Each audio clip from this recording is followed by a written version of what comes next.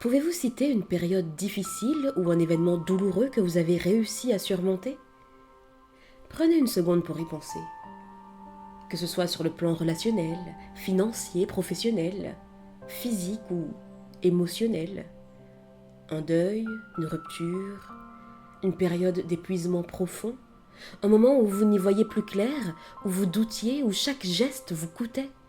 Et malgré tout ça, vous avez tenu. Vous êtes là aujourd'hui à m'écouter, preuve vivante que vous avez traversé cette épreuve.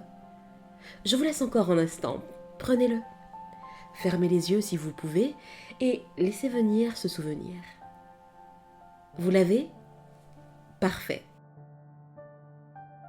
Je vous pose cette question parce que j'ai fait l'exercice moi-même et je peux vous assurer que vous avez déjà fait preuve d'une force immense, peut-être à plusieurs reprises même.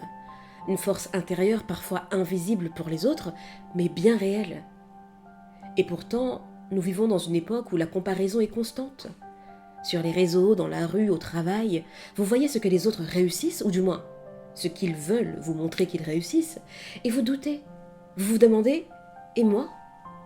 Est-ce que je ne suis pas assez bien, assez fort, assez capable? Mais voilà ce qu'on oublie trop souvent.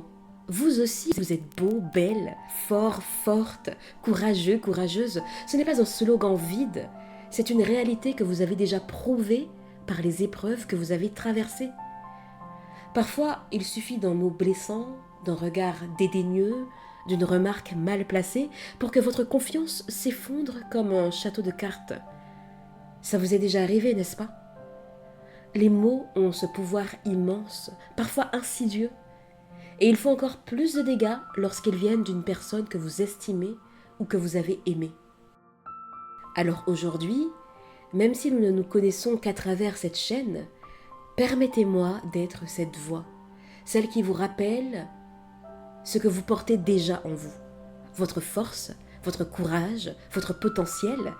Et ce n'est pas de la flatterie, ce n'est pas un joli discours pour vous faire plaisir, c'est vous qui m'en avez donné la preuve en répondant à ma première question. Comme je le répète souvent en coaching et en atelier avec Imposez-vous, tout est déjà en vous. Mon rôle, c'est juste de vous aider à le voir, à le sentir, à l'incarner. Alors, cher ami, s'il vous plaît, redressez-vous. Relevez la tête, redressez le buste, parce que vous portez en vous les vestiges de toutes vos victoires, petites ou grandes, visibles ou silencieuses.